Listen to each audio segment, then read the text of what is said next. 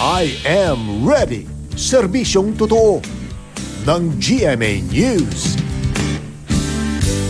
Good morning mga kapuso. Muli na naman po nating nararamdaman ang lamig dito sa Metro Manila. Epekto po yan ng lumalakas na hangin amihan.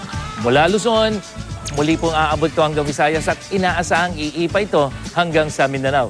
Naitala ng pag-asa ang 19.8 degrees Celsius na temperatura sa kanilang Science Garden dito po sa Quezon City kaninang 4:50 ng umaga, pero hindi pa po ito opisyal para sa araw na ito, paglilinaw lang ng pag-asa.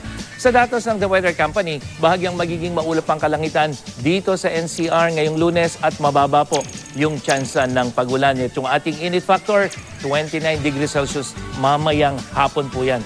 At sa iba pang bahagi ng Luzon, posibleng mas magiging maulap ang papawirin, lalong-lalo na dito sa may eastern section tulad po dyan sa may Tugigaraw, Infanta, hanggang dyan sa may ibang bahagi ng Bicol.